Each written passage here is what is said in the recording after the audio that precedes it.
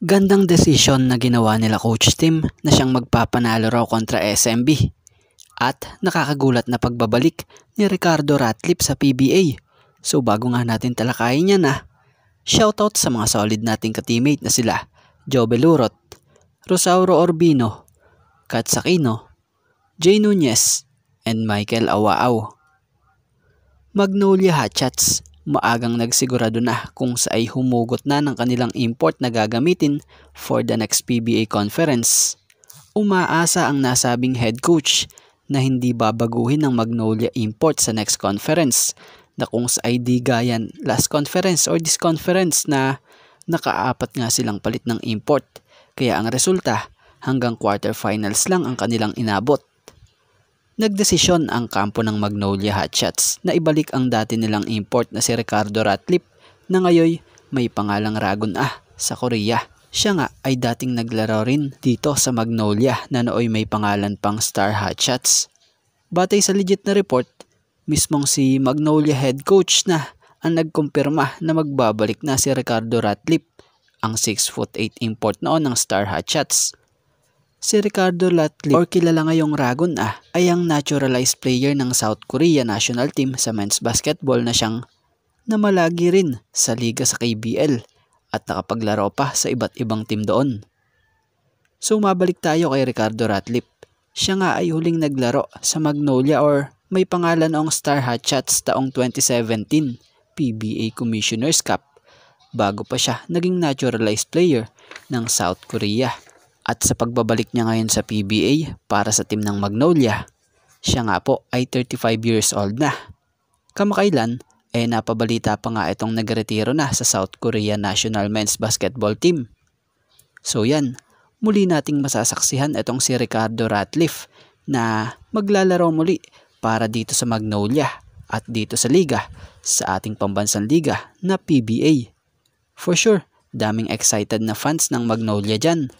Dahil sa dami rin kasing nagmamahal na Pinoy fans dito kay Ricardo Ratcliffe, lalo na nung tawagin na siya na Kuya Cardo dito sa ating bansa. At malipat tayo sa koponan ng Barangay Ginebra. Usapang semifinals muli.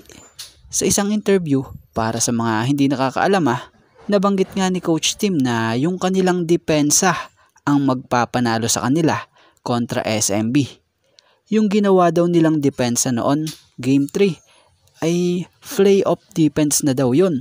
Kaya naman maganda ang naging resulta ng laro dahil nalimitahan daw nila si Junmar Pajardo sa scoring at ang shooter na si Terence Romeo.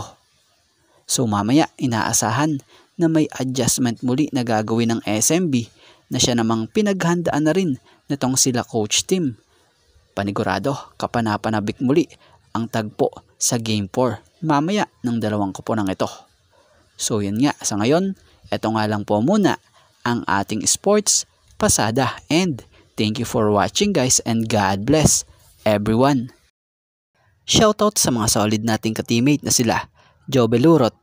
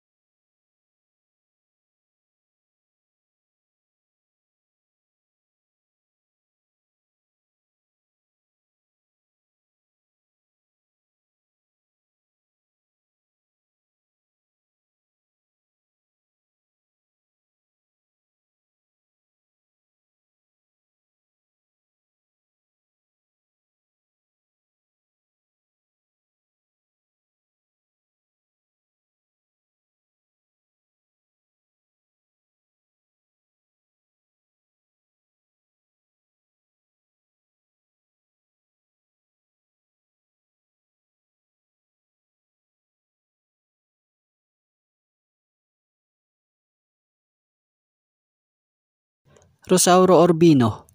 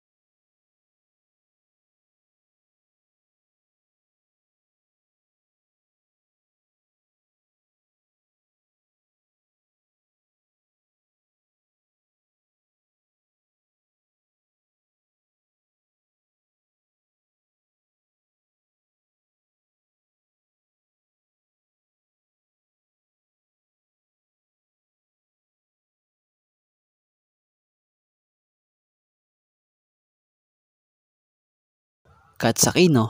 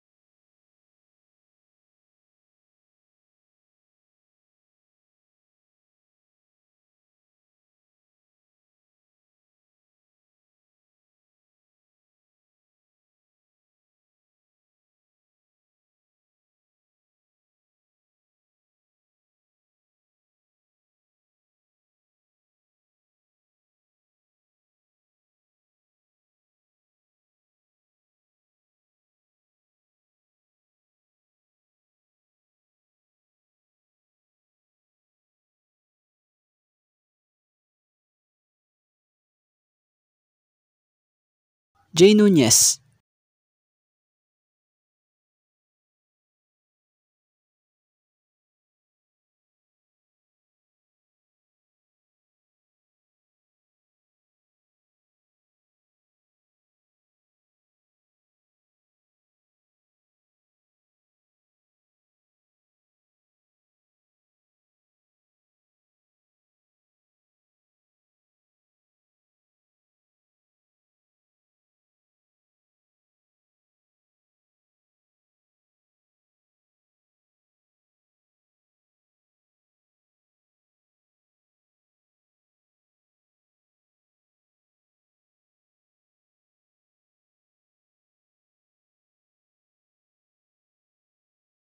and Michael Awao.